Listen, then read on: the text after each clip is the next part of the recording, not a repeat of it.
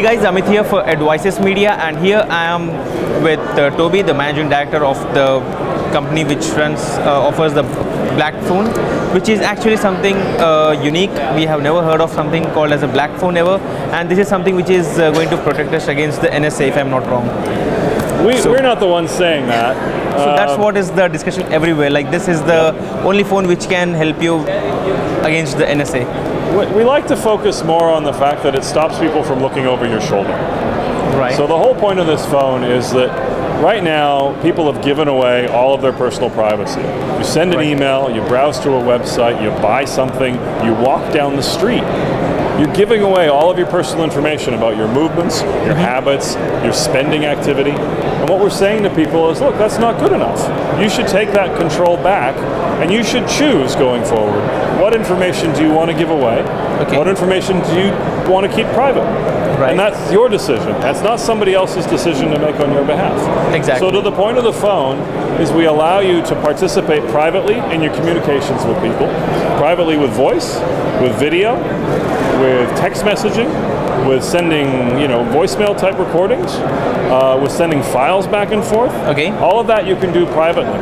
You can browse websites privately. You can choose to exclude yourself from advertising on those websites.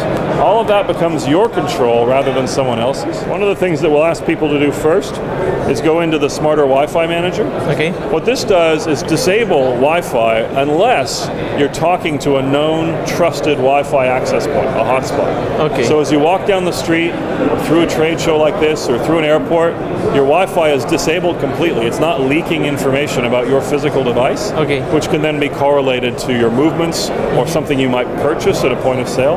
Right. So again, you're keeping control of your personal information rather than giving it away for free. Okay.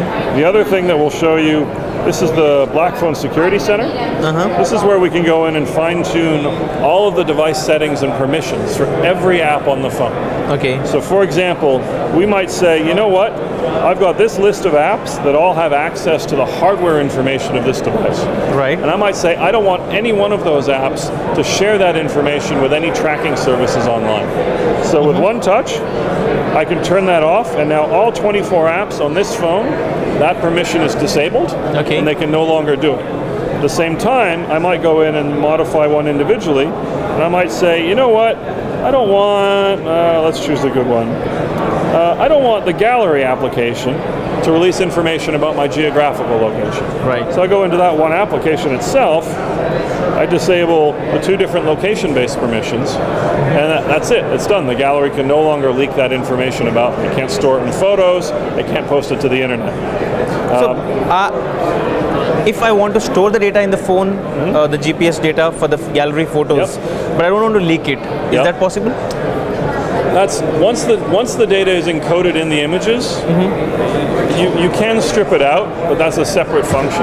Okay. What we're suggesting is don't store it in the photos in the first place. Right. If you want to say where you took the photos later, you can always add that as a tag or a comment. Exactly. But our counsel would be, unless you have reason to, don't store it in the EXIF data of the file in the first place. So then where does the data actually get stored?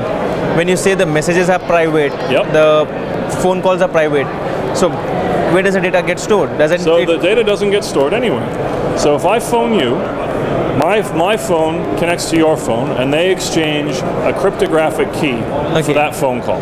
Okay. And we have our conversation, and when we're done, we hang up, and the keys are destroyed.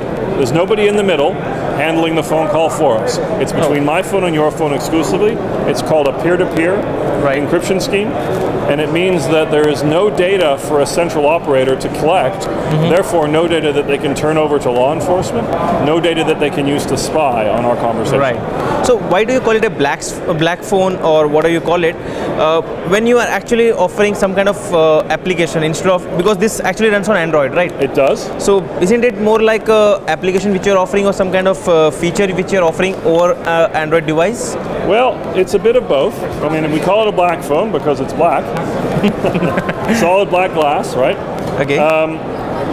The point of the phone, rather than just the applications, is we have made some other changes to Android. Okay. We call that Private OS.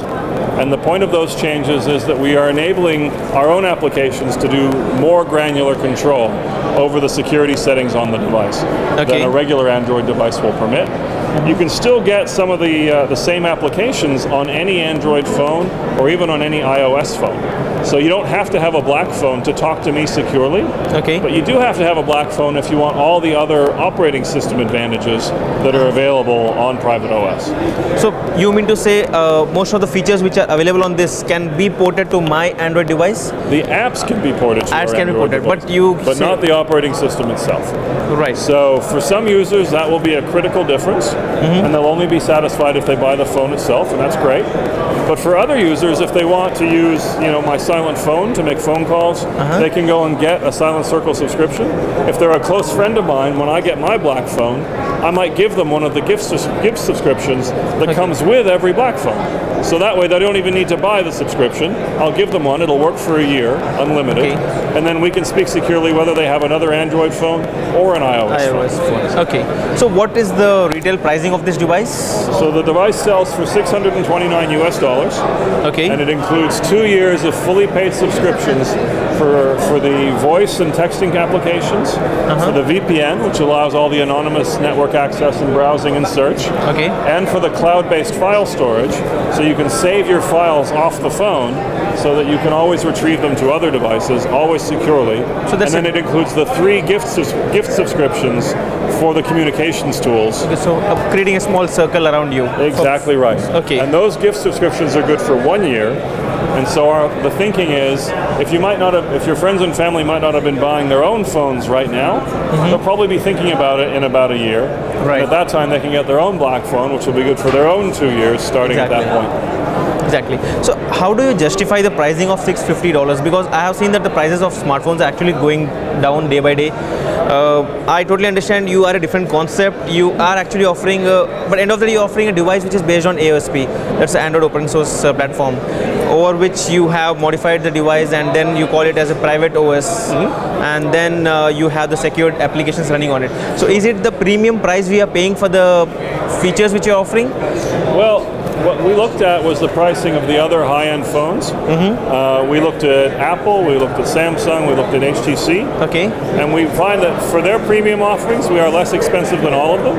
And none of them include the commercial value of all the subscriptions with the package. The total value of everything that comes with the phone is in excess of $1,500. And we're pricing it at less expensive than the least expensive iPhone. So we actually think that it's very attractively priced for what you get. Samsung Knox. So how do you compare this with the Samsung Knox feature? Because Samsung has been claiming that now the Knox feature is actually available to all the consumers and the data is secure. So do you feel that this is far more better than the Knox? It's a lot simpler. Knox is an enterprise security management tool. Right? And that's great for business users if you buy into the Samsung ecosystem. Our device is MDM agnostic. You can use any security management tool that you want that runs on Android.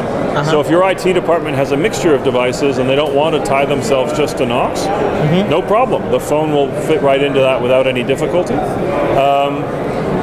And of course, there's less capital cost. You don't have to buy into Knox as its own platform and tool for your company. You can buy BlackPhone and have essentially all the same types of benefits for your $629. So can you give me a quick overview of a few of the most important features or settings on this device? Yeah, sure. So this device is freshly configured like it was brand new. We've gone through the activation wizard and we've provisioned everything.